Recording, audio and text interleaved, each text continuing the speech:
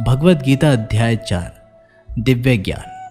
गीता के चौथे अध्याय से हम जानेंगे कि भगवान कब और किस रूप में धरती पर जाते हैं, भगवान को कैसे प्राप्त किया जाता है, गुरु से ज्ञान कैसे लिया जाता है, ज्ञान लेना जरूरी है।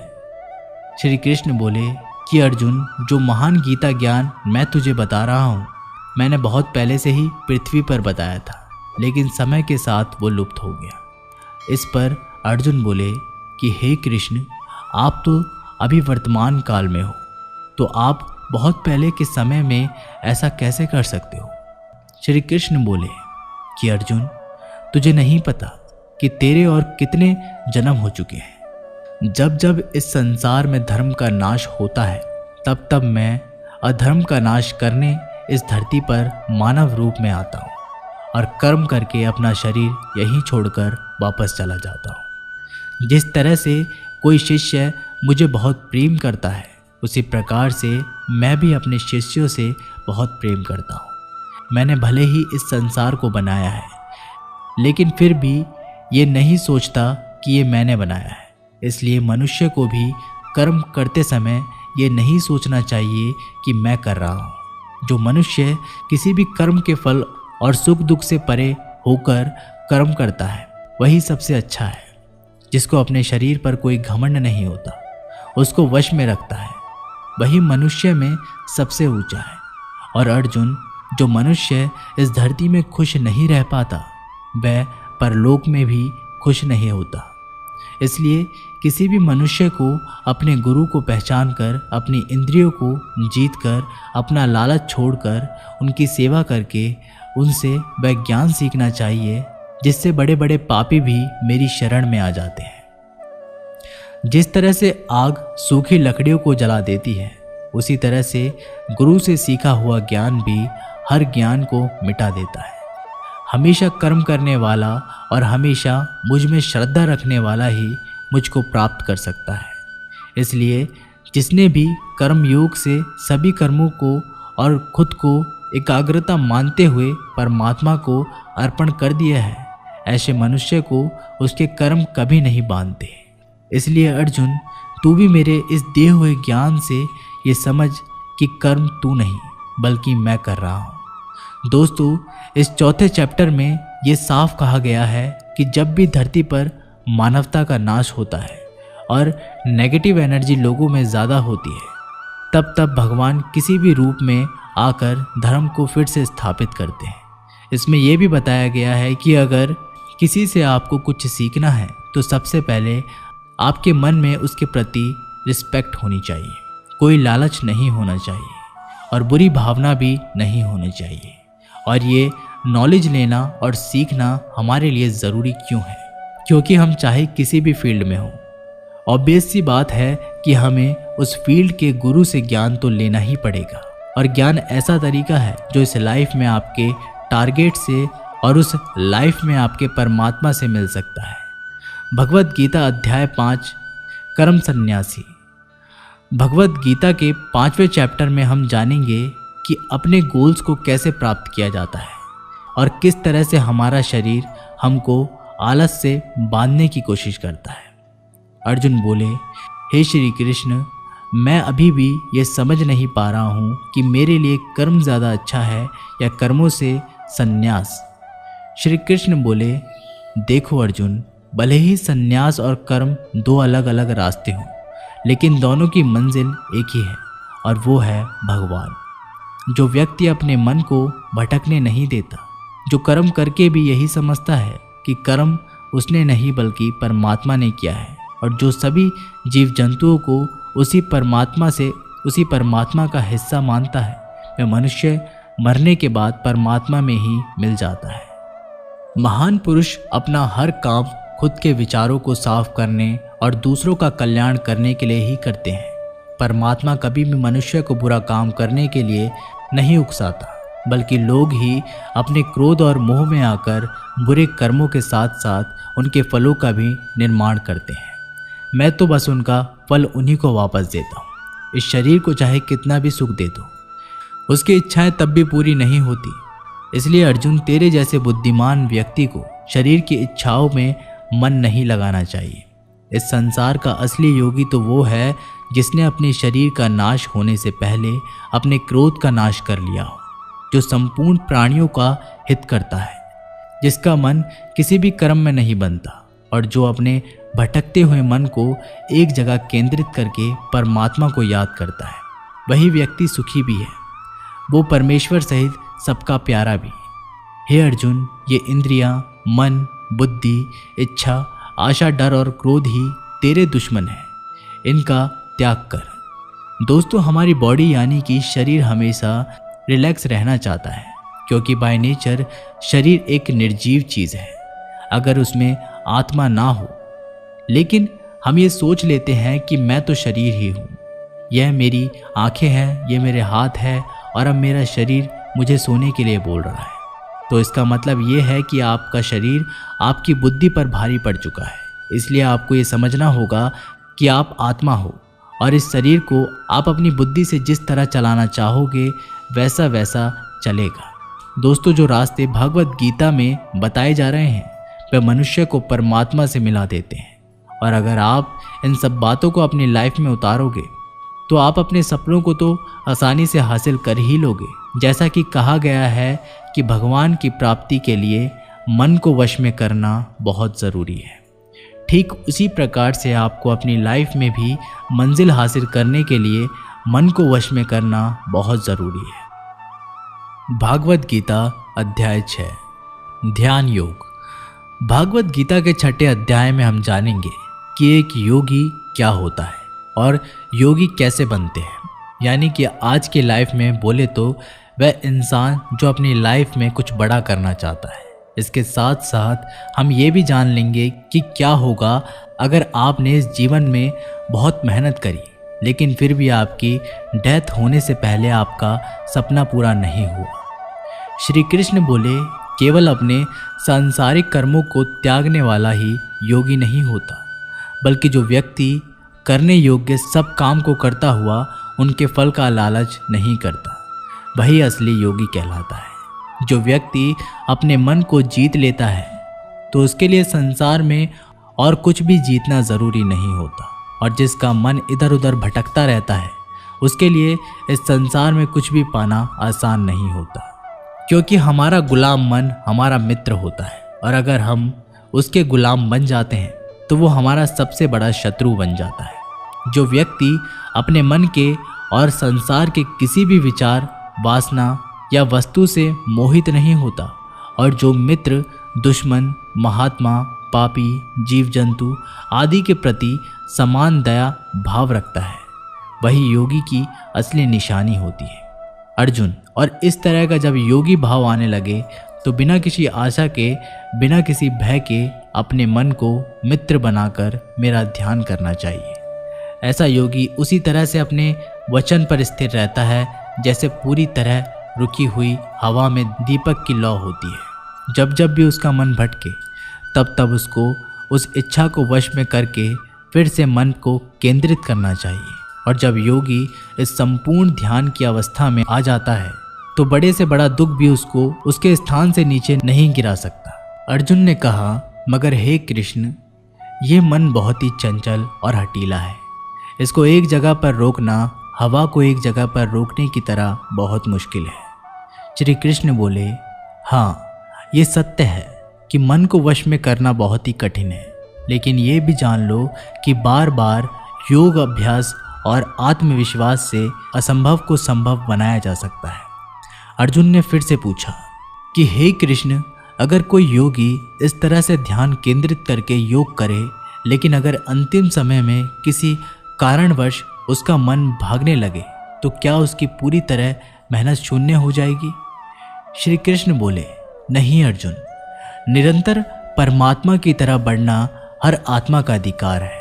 अगर किसी कारणवश वह योगी आत्मा योग की राह से विचलित हो भी जाता है तो भी उसको योग भ्रष्ट पुण्य पुरुषों के लोक में कई वर्षों तक सुख का आनंद मिल जाता है, और वहाँ पर वह ध्यान भ्रष्ट योगी भी सुखमय समय बिताकर फिर से किसी पुण्य आत्मा के परिवार में जन्म ले लेता है, और इस तरह से उस आत्मा की यात्रा वहीं से शुरू हो जाती है। जहाँ पर उसने पिछले जन्म में समाप्त करी थी।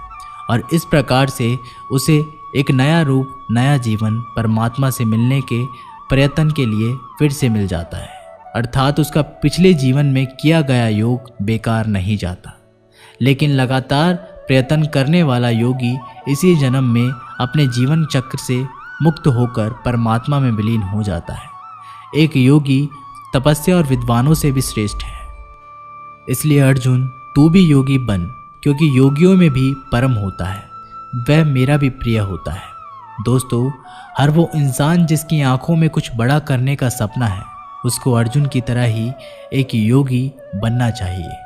योगी वो इंसान है जो पूरी तरह से इमोशनली बैलेंस्ड है, न्यूट्रल है, जो दूसरों की बातें माइंड नहीं करता, हमेशा अपने टारगेट को पूरा करने के लिए मेहनत करता है। लेकिन दोस्तों, ज़िंदगी का किसको पता, भगवान ना करे कि ऐसा हो कि कोई इंसान उसके सपने पूरे होने से पहले ही मर जाए, तो उसकी तो मेहनत किसी काम की नहीं रही और सपने सपने ही रह गए। एक बात, बहुत ही सीक्रेट बात भगवान श्री कृष्ण ने इस अध्याय में बताई है कि अगर आप मेहनत कर रहे हो और आपने बहुत एक्सपीरियंस गेन कर लिया है, बहुत नॉलेज हासिल कर लिया है, लेकिन फिर भी आपको मंजिल नहीं मिल रही और किसी रीज़न की वजह से परमात्मा ना करे ऐसा हो पर आपकी डेथ हो जाए, या सपने के लिए मेहनत करते करते बूढ़े होकर मर जाओ, तो इस केस में चाहे आपको जीते जी फल मिले या ना मिले, मरने के बाद आपको स्वर्ग में अपने कर्मों के अनुसार पूरा सुख मिलेगा।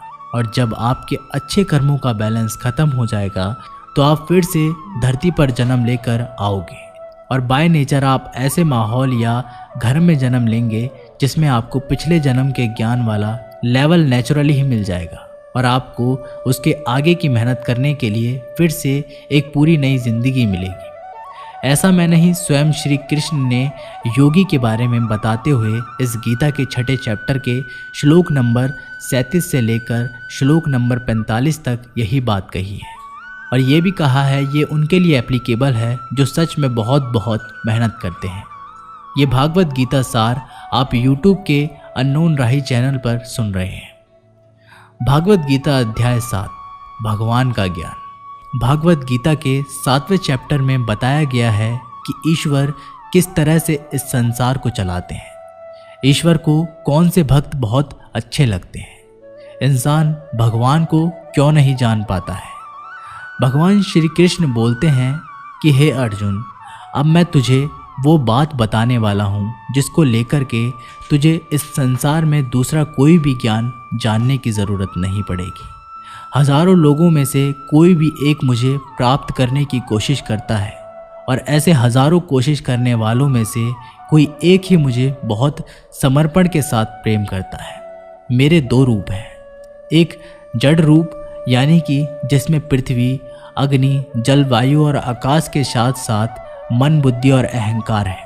वहीं दूसरा चैतन्य रूप जिसमें इस सृष्टि का चक्र, समय को भी मैं ही चलाता हूँ। जल, सूरज, चंद्रमा, ओमकार मैं ही हूँ। पृथ्वी की सभी पवित्र गंगा, अग्नि, बुद्धिजीवियों का तेज, तपस्वियों का तप, धर्मों का पवित्र कर्म, बलवानों का बल और अलग अलग समय कालों का बीज भी मैं ही हूँ। इस संसार के लोग संसारिक गुणों के गुलाम हैं, इसलिए मुझे नहीं जान पाते हैं और वास्तव में तो ये संसारी गुण भी मेरी ही माया है। मगर जो मनुष्य इस मेरे ही माया जाल को तोड़ देता है वो मेरा हो जाता है। माया जाल में फंसे हुए मूर्ख लोग मेरी शरण में नहीं आ पाते हैं।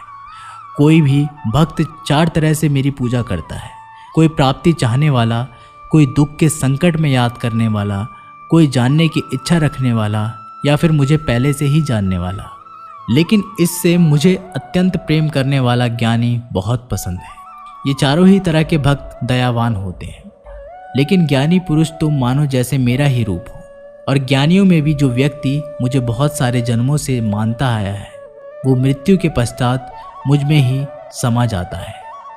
जो लोग किसी इच्छा पूर्ति के लिए अगर किसी देवता की भक्ति करते हैं तो मैं उन भक्तों की आस्था उन्हीं देवताओं में स्थिर कर देता हूँ और वो भक्त उन्हीं देवताओं को प्राप्त हो जाते हैं। लेकिन ये फल ज़्यादा समय तक नहीं चलता और अगर कोई भक्त अगर किसी भी प्रकार से मेरी पूजा करता है तो उसे मैं अपना बना लेता हूँ। जो मूर्ख मुझे जन्म लेने और मरने वाला मानते हैं वो मुझे प्राप्त नहीं कर पाते। मैं भूतकाल, वर्तमान और भविष्य को पूरा जानता हूँ, जबकि श्रद्धा रहित लोग मुझे भी नहीं जान पाते। जो भक्त इस सांसारिक मोह और माया को छोड़कर श्रेष्ठ कर्मों का आचरण करके मेरी भक्ति करते हैं, वो इस मृत्यु से मुक्त होकर मुझ में ही समा जाते हैं। तो दोस्तों, आज के समय के हिसाब से इस चैप्टर का मतलब आप इस तरह से निकाल सकते हैं, जब आप अपनी लाइफ में कोई टारगेट सेट करते हो तो आप टाइम बीतने के बाद टारगेट को भूलने लगते हो, क्योंकि डिस्ट्रैक्शन बहुत सारे होते हैं। जैसा श्री कृष्ण ने बताया कि माया जाल में फंसा हुआ व्यक्ति भगवान को भूल जाता है, ठीक वैसे ही कई बार बहुत मेहनत करने वाला व्यक्ति भी राह से भटक जाता है और सोचने लगता है कि ये टारगेट वारगेट सब बेकार है, लाइफ में मजे लो, कल को पता नहीं रहूं या ना रहूं। और इस तरह के लोगों को गीता में मूर्ख कहा गया है, जो इतना भी नहीं जानते कि ये डिस्ट्रैक्शन तो खुद मेहनत करने वालों को आजमाते हैं कि ये इंसान उसमें उलझ कर रह जाएगा या उसको पार कर जाएगा, और इस तरह से लगातार बिना भटके हार्डवर्क करता है, उसी को सक्सेस मिलती है। भागवत गीता अध्याय 8 भगवान की प्राप्ति। भागवत गीता के 8वें चैप्टर में आप जान लेंगे कि भगवान क्या है और उनको कैसे प्राप्त किया जा सकता है। देवता कौन है, ये संसार कैसे चलता है और क्यों हमें आज से ही हार्डवर्क करने में लग जाना चाहिए। अर्जुन बोले, हे कृष्ण, ये परम ब्रह्म क्या है, अध्यात्म क्या है, कर्मा क्या है, ये संसार क्या है और ये देवता कौन है, इस संसार का फैसला कौन करता है और कोई योगी आपको कैसे पहचानता है। श्री कृष्ण बोले, ब्रह्मा परम अक्षर है, अध्यात्म जीवों का स्वरूप है, कर्म भूतकाल का एक ऐसा त्याग है जिससे वर्तमान में परिणाम उत्पन्न होता है। हमेशा उत्पन्न और अंत होने वाले का नाम संसार है। जिनको शास्त्रों में परम पुरुष बताया गया है वही देवता है। इस संसार का फैसला करने वाला मैं ही हूँ, और जो भी पुरुष अपने अंत काल में जिस जिस भाव को याद करता हुआ और अपने ध्यान को भ्रुकुटी में केंद्रित करके शरीर छोड़ता है तो वह उसी भाव को प्राप्त होता है। इसीलिए मेरा स्मरण करने वाले सदैव मेरे पास ही आते हैं। इसलिए अर्जुन, तू भी मुझ में ही ध्यान रखकर युद्ध कर, जिससे कि तू मुझे ही प्राप्त होगा। जो लोग हमेशा मुझे याद करते हैं वह बहुत आसानी से मेरे पास आ जाते हैं, और जो मेरे पास आता है उसके दुख और मृत्यु चक्र समाप्त हो जाता है। ब्रह्मा का एक दिन 1000 युगों का होता है और एक रात भी 1000 युगों की होती है। ब्रह्मा के दिन की सुबह में ही संपूर्ण संसार का निर्माण होता है, तो रात में आरंभ में ही वह संसार फिर से ब्रह्मा में समा जाता है, और हर दिन ऐसा ही चक्र चलता है। लेकिन जो मेरे भक्त होते हैं वो जल्दी ही इस चक्र से मुक्त हो जाते हैं। अर्जुन, अब मैं तुम्हें वह 2 रास्ते बताऊंगा जिनसे होते हुए ये लोग या तो परम गद्दी को प्राप्त होंगे या फिर इस संसार में वापस आते हैं। जब सूर्य का प्रकाश रहता है, शुक्ल पक्ष होता है और सूर्य उत्तरायण में होता है, तब शरीर छोड़ने वाले कर्मयोगी मेरे पास हमेशा के लिए आ जाते हैं। जब रात्रि होती है, कृष्ण पक्ष होता है, पौर सूर्य दक्षिणायन में होता है, उस वक्त पर कर्मयोगी शरीर त्याग कर परलोक में बहुत समय तक तरह तरह के आनंद सुख भोग करके वापस जन्म लेता है। केवल एक योगी ही इस रहस्य को जानकर सब कर्मों के फलों का मोह छोड़कर परम ब्रह्मा को प्राप्त होता है। दोस्तों, इस चैप्टर का आप आजकल की लाइफ के लिए इस तरह से मीनिंग निकाल सकते हो। कोई भी वो मंजिल जिस पर आप हमेशा के लिए अपना नाम दुनिया के सामने लिखना चाहते हो, उसके लिए आपको बहुत ही हार्ड वर्क करना पड़ेगा, क्योंकि जैसा श्री कृष्ण ने बताया कि संसार का चक्र बहुत बड़ा है और लोग आते रहते हैं और लोग जाते रहते हैं। लेकिन जिन लोगों को अपनी लाइफ में कुछ ऐसा करना है जिसकी वजह से उनका नाम हमेशा के लिए दुनिया में हो जाए, उन लोगों को ज्ञान योगी और कर्म योगी बनना पड़ेगा। ब्रह्मा का जो एक दिन है उसका मतलब है कि यह यूनिवर्स बहुत पहले से है और बहुत आगे तक चलेगा, और इंसान की लाइफ उस यूनिवर्स के सामने बहुत छोटी है। इसलिए ऐसा ना हो कि आप लाइफ में सिर्फ सपने संजोकर बैठ जाओ और ब्रह्मा जी की शाम हो जाए। भागवत गीता अध्याय 9 अत्यंत गुप्त ज्ञान। भागवत गीता के 9th चैप्टर में हम जानेंगे कि जब हम अलग अलग देवताओं की पूजा करते हैं तो उससे क्या होता है। किसी को हम प्रैक्टिकल लाइफ में लाकर भी जान लेंगे। श्री कृष्ण बोले, हे अर्जुन, अब मैं तुम्हें बहुत ही गुप्त और बड़ा ज्ञान देने वाला हूँ। वह मनुष्य जो मुझ में श्रद्धा नहीं रखते, वह इस संसार में बार बार दुख भोगने के लिए आते रहते हैं और जाते रहते हैं। मैं ही संसार को बार बार बनाता हूँ और मिटाता हूँ। मैं ही मनुष्य को उनके कर्मों के अनुसार फल देता हूँ, पुनर्जन्म देता हूँ। लेकिन मुझे मेरा काम का बिल्कुल भी मोह और अहंकार नहीं है। मैं ये कर्म करते हुए भी इस कर्म के बंधन में नहीं बनता। जब कुछ करके भी मैं नहीं मानता कि मैं कुछ करता हूँ।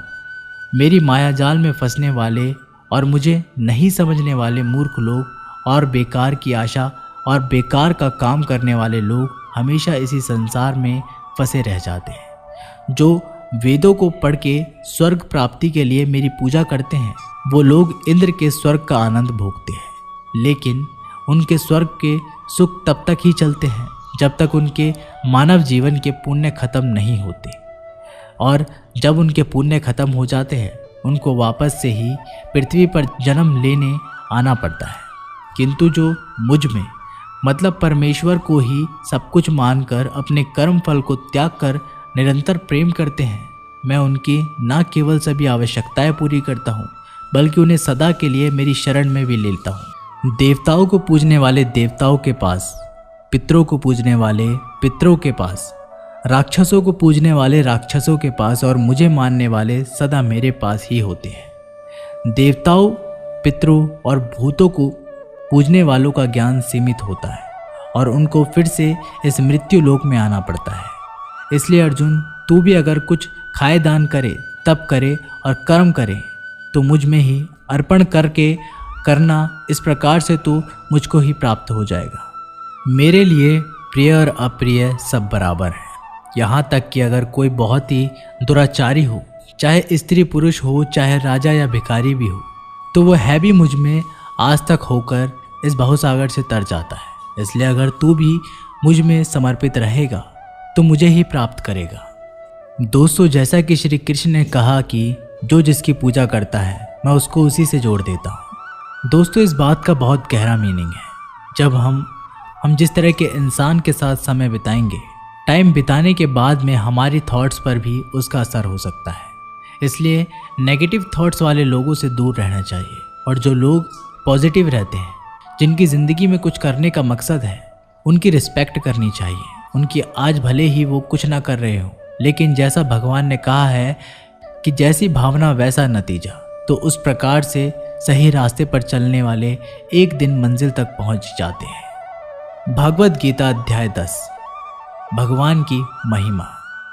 भगवत गीता के 10वें चैप्टर में आप भगवान के द्वारा ये जानेंगे कि क्या भगवान का कोई रूप है, भगवान कहाँ कहाँ किस किस रूप में रहते हैं।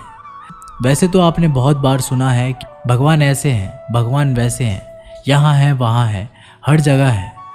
पर इसको हम ज़रा बारीकी से जान लेंगे और मैं आपको ये भी बताऊंगा कि क्या इंसान के लिए भगवान को पूरा जानना संभव है।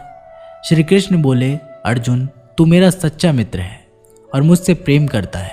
इसलिए अब मैं तेरे जन्म को कोई नहीं जानता, लेकिन जो ये जानता है कि मैं कभी नहीं जन्म लेने वाला और कभी नहीं मरने वाला हूँ, वही सबसे बड़ा ज्ञानी है। ज्ञान और मूर्खता, सत्य और झूठ, सुख और दुख, मन और बुद्धि, रचना और नाश, कृति और अपमान सहित सभी भाव वास्तव में मैं ही तो हूँ। इस संसार में जहाँ जहाँ जिसकी पूजा होती है वह वास्तव में मैं ही हूँ। जो लोग मुझ में मन और प्राणों को अर्पण करते हैं, उनके ज्ञान के अंधकार में मैं ही ज्ञान के उजाले से रोशन करता हूँ। इस पर अर्जुन बोले कि हे कृष्ण, आपने जो अभी तक खुद के बारे में बताया है उन सब बातों को मैंने मान लिया है, लेकिन आपकी बातें मेरा और ज़्यादा मन मोह रही है। हालांकि आप ही खुद को पूरी तरह से जानते हैं, लेकिन फिर भी मैं आपको इस तरह से मानूं और अपनी शक्तियों और महिमाओं के बारे में भी बताइए। इस पर श्री कृष्ण बोले, कि अर्जुन, वैसे तो मेरा विस्तार का कोई अंत नहीं है, लेकिन फिर भी मेरी जो भी जानकारी तेरे लिए जानना ज़रूरी है उससे मैं तुझे बताऊंगा। अर्जुन, सभी समय मुझसे ही बने हैं। भूत, वर्तमान, भविष्य मैं ही हूँ।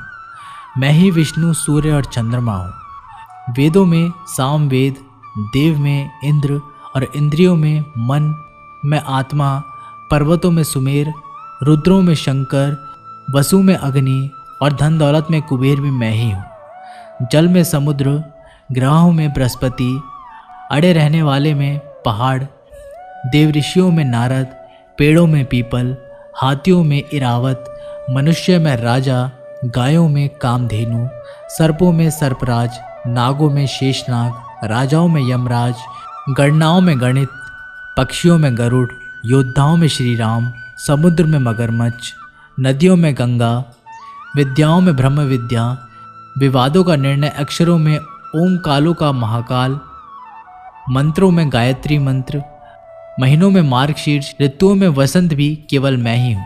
छलों का जुआ, जीतने वालों को विजय, निश्चय करने वालों का निश्चय और भक्त पुरुषों की भक्ति में मैं ही हूँ। वृक्ष ने वंशियों में श्री कृष्ण यानी कि स्वयं मैं, पांडवों में अर्जुन यानी कि तू, मुनियों में वेद व्यास और कवियों में शुक्राचार्य भी मैं ही हूँ। जीतने वालों की रणनीति और रहस्य रखने वालों का मौन भी मैं ही हूँ।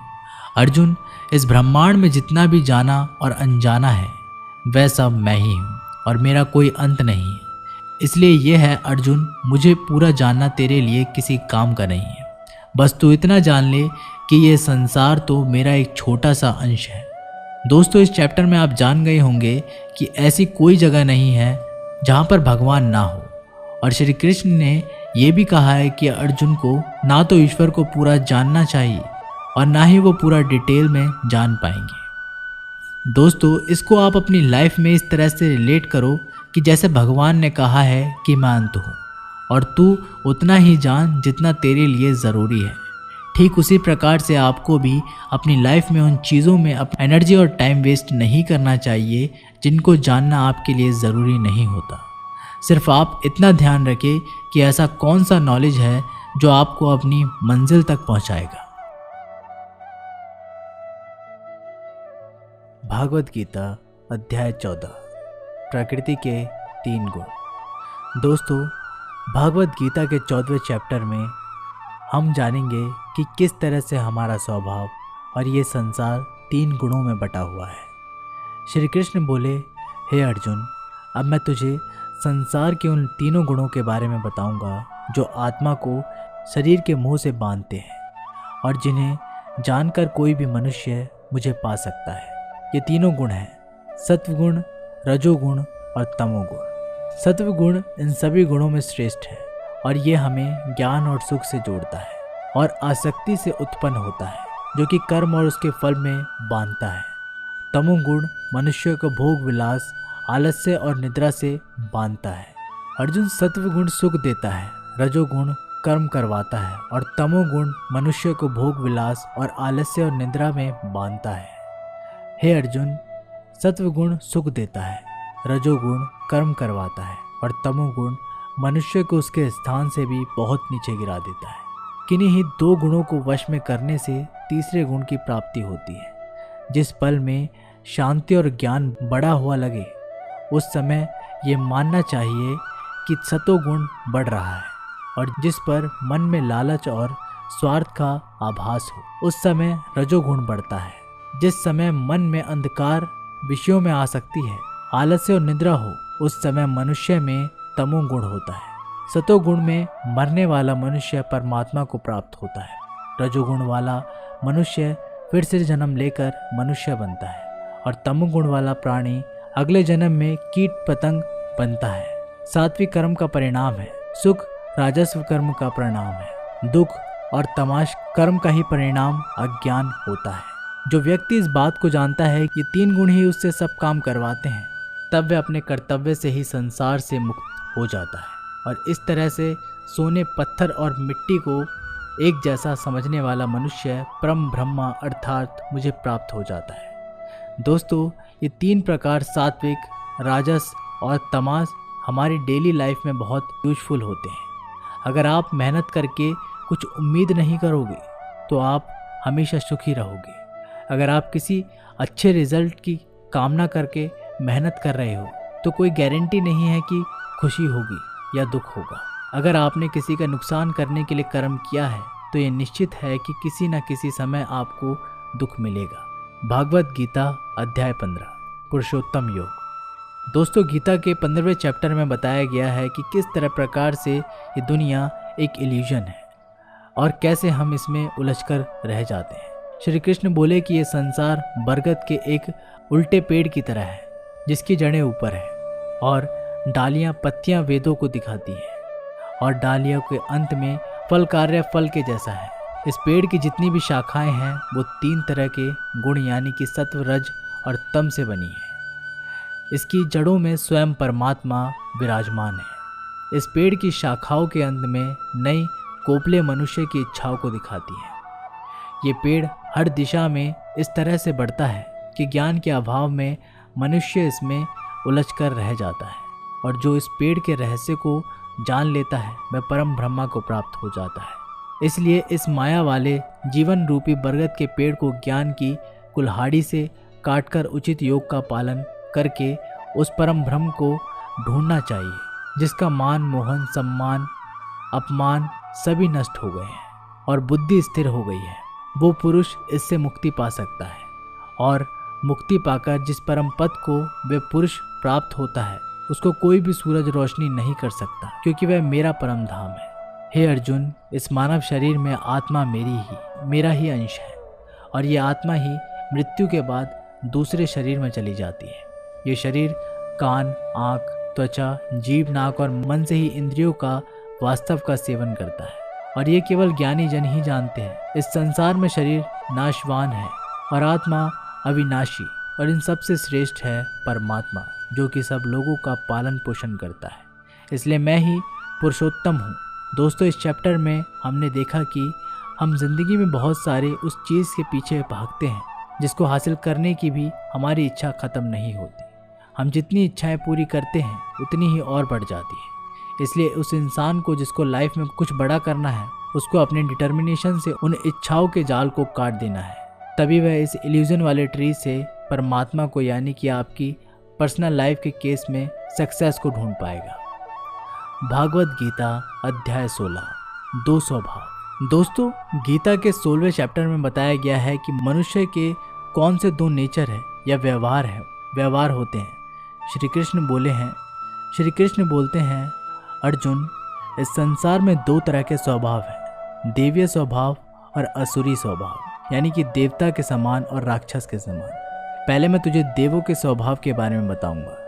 कभी भय ना करना, अपने मन को शुद्ध रखना, हमेशा परमात्मा को ही याद करना, इंद्रियों को वश में रखना, धर्म ग्रंथों का पाठ करना, किसी भी जीव को कष्ट नहीं देना, हर तरह के भाव में सम रहना, हर जीव आत्मा को बराबर समझना, कभी क्रोध और मोह ना करना, क्षमा करना, धैर्य रखना, यहाँ तक कि अपने ही गुणों को भी अभिमान नहीं करना। अब मैं तुझे असुरी स्वभाव बताऊंगा। घमंड, क्रोध, सांसारिक आसक्त, नफरत, अज्ञान, आशाएं करना और शरीर को इंद्रियों के वश में रखना असुरी स्वभाव है। असुरी स्वभाव वाले ना तो सम्मान से बात करते हैं और ना ही सम्मान से बोलते हैं। बुरे कर्मों से जिनका स्वभाव पूरी तरह से नष्ट होकर बुद्धिमान हो चुका है और जो इस संसार में सिर्फ नाश का कारण ही बनते हैं, इन व्यक्तियों की इच्छाएं कभी भी पूरी नहीं होती। उन व्यक्तियों का सुख सिर्फ इंद्रियों के सुख तक ही सीमित है। वो है हमेशा और अधिक वस्तुएं प्राप्त करने में ही लग रहते हैं। वह हर काम को करने वाला खुद को ही मानते हैं। वे सिर्फ दिखावे के लिए ही धर्म और दान करते हैं। देव स्वभाव से मुक्ति होती है, जबकि असुरी स्वभाव से बंधन उत्पन्न होता है।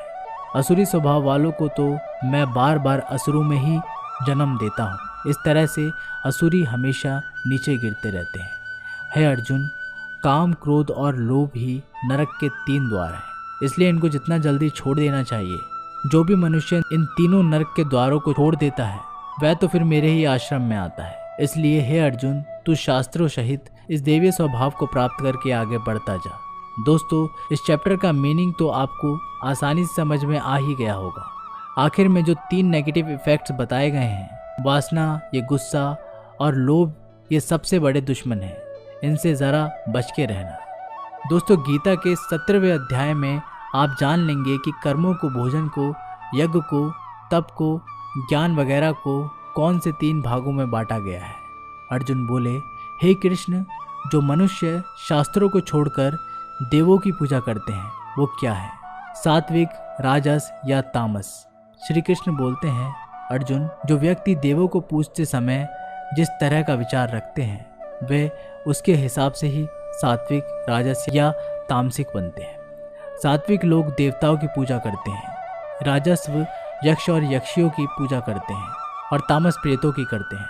जो मनुष्य शास्त्रों से दूर रह के ही मन से ही कठिन निर्णय लेता है और कर्म करता है और कर्म को ही तापमान करके करता है, वह भी इस संसार से मुक्त होता है। जिस तरह से भोजन भी सात्विक, राजस और तामस होता है, उसी तरह से यज्ञ, तप और दान भी 3-3 प्रकार होते हैं। फलों से किया गया भोजन सात्विकता होता है। राजस भोजन स्वाद के तीखे जैसे कि मीठे, खट्टे, बहुत गर्म आदि होते हैं। और तामस भोजन में जैसे दुर्गंध वाले, बिना रस के, अधपके, अपवित्र आदि हैं।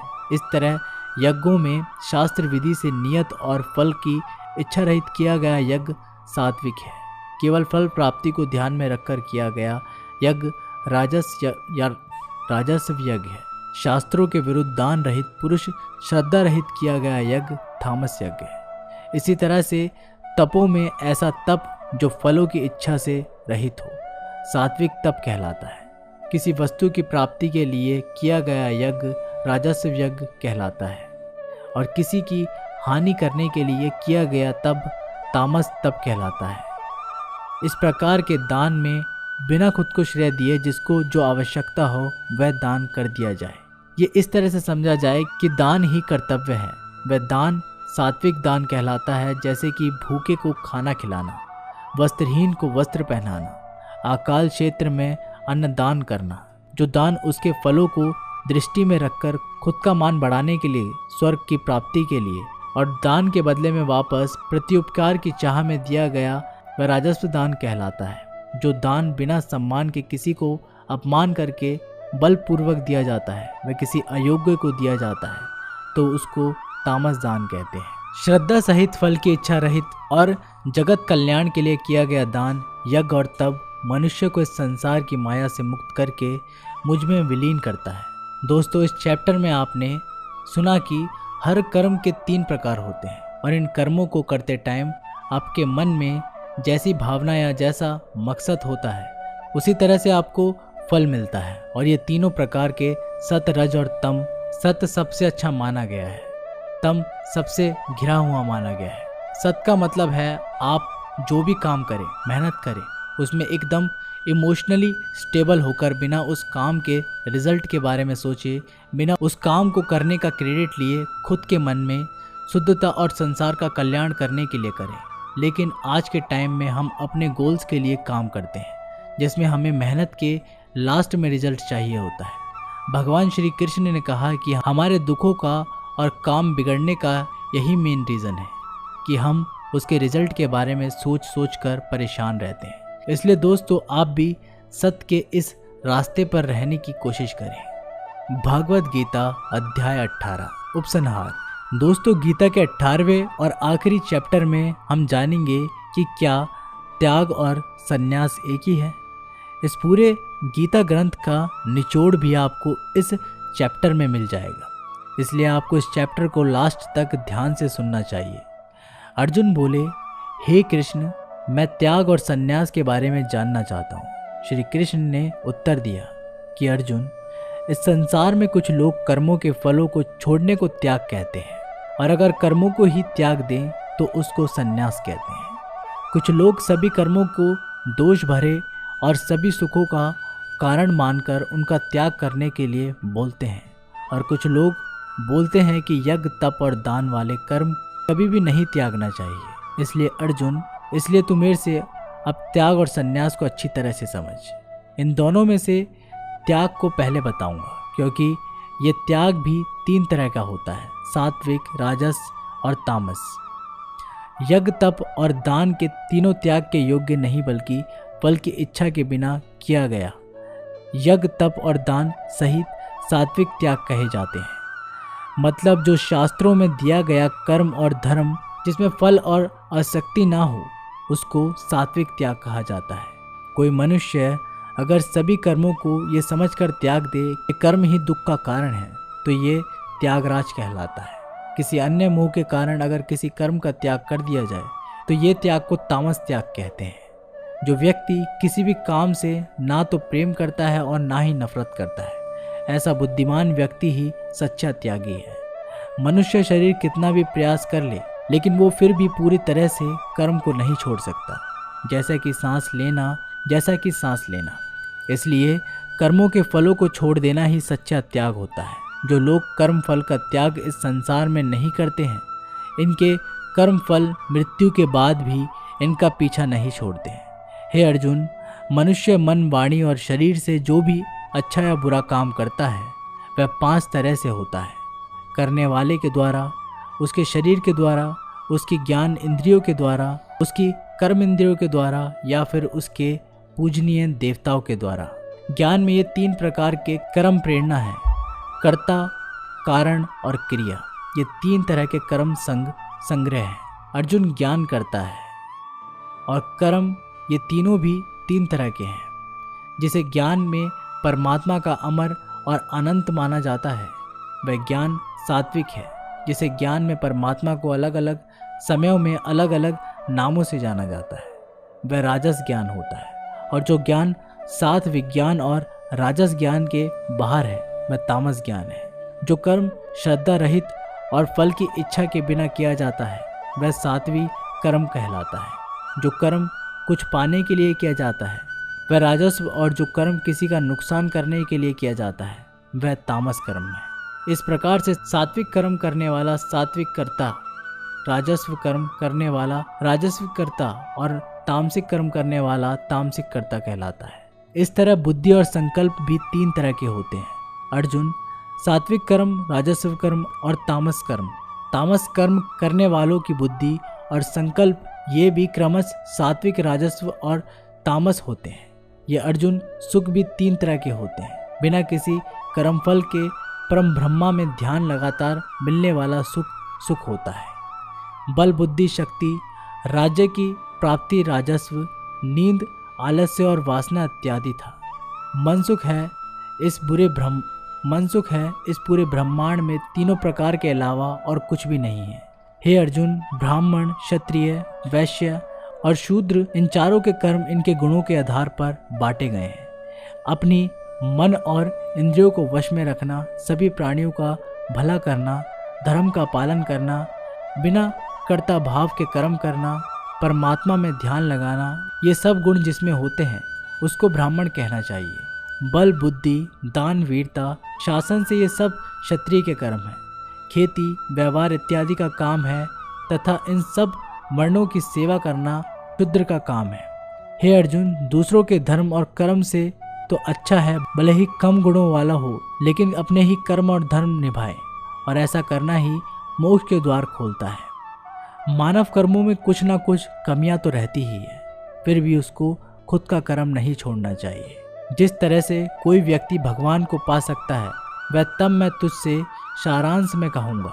हमेशा और हल्का भोजन करने वाला, अपने देश का धर्म निभाने वाला, इच्छाओं का त्याग करके एकांत में ज्ञान अध्ययन करने वाला, मन, वाणी, शरीर को वश में रखने वाला, लाभ हानि, सजीव, निर्जीव, मृत, शत्रु, इन सब को बराबर समझने वाला, घमंड, बल, मोह रहित और शांति सहित भगवान से अनंत भक्ति प्रेम करने वाला, सदा के लिए मेरे पास आ जाता है। इस तरह का भ्रम योगी ना तो कोई आशा करता है, ना ही स्वयं या दूसरों को दोष देता है, और ना ही दुख और सुख में विचलित होता है। इस तरह का परम योगी सब कर्म करता है, सब कर्म करता हुआ भी स्वयं को कर्ता ना समझकर मुझ परमात्मा को ही कर्म करने वाला समझता है।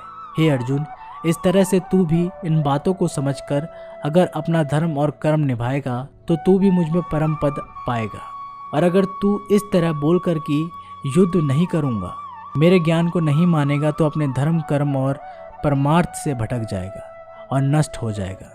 हे अर्जुन, तेरे अंदर भी मैं ही हूँ, इसलिए तू सब मोह छोड़कर और इस माया से बाहर निकलकर अपना कर्म और धर्म युद्ध कर। इसी से तू मुझे भगवान के धाम में ऊंचा स्थान प्राप्त करेगा। इसी से तू भगवान के धाम में ऊंचा स्थान प्राप्त करेगा। अर्जुन, मैंने पूरे रहस्यमय और गोपनीय ज्ञान तुझे अच्छी तरह से बता दिया है, फिर भी तू अब जैसा करना चाहता है वैसा कर। लेकिन अर्जुन, तू मुझे बहुत ही प्रिय है, इसलिए मेरा ये भक्त बंध और मुझे ही सदा प्रणाम कर। मैं प्रतिज्ञा करता हूँ कि ऐसा करने से तू मेरे ही पास आएगा। फिर भी यदि तुझे ऐसा लग रहा है कि तू पाप करने जा रहा है, तो जब तू मेरी ही शरण में आ जाएगा तो मैं तेरे पूरे पापों को माफ़ कर दूंगा। इसलिए तू दुखी मत हो। अर्जुन, तू इस दिव्य ज्ञान को उस व्यक्ति से मत कहना जो इसको सुनना नहीं चाहता या भक्ति और कर्म में नहीं करना चाहता या परमात्मा में दोष निकालता हो, परंतु जिस भी मेरे भक्त को मेरा प्रिय समझकर ये ज्ञान कहेगा, वह भक्त इस संसार में मेरा सबसे प्रिय भक्त होगा। इस गीता ज्ञान को समझाना ही वास्तविक ज्ञान यज्ञ है, और इस ज्ञान यज्ञ में भी कोई भक्त मुझे प्राप्त कर सकता है। हे अर्जुन, अब मुझे ये बताओ, क्या तेरा अज्ञान मिट गया है?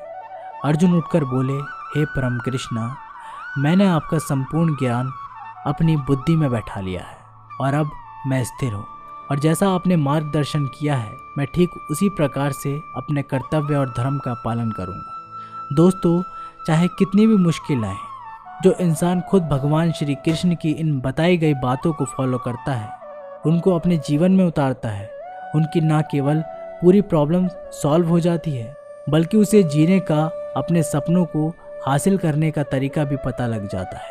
कुछ लोग ये भी बोलते हैं कि गीता ज्ञान सिर्फ हिंदू धर्म का ग्रंथ है, जबकि भगवान ने खुद कहा है कि व्यक्ति जाति और धर्म से नहीं, गुणों से ब्राह्मण होता है, और इस भागवत गीता पर सभी मनुष्यों का बराबर हक है, जबकि ये दुनिया कर्म भूमि है।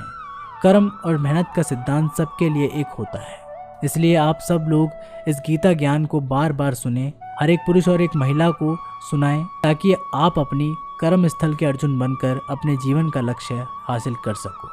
तो दोस्तों, इस वीडियो में बस इतना ही। तब तक के लिए जय श्री कृष्णा।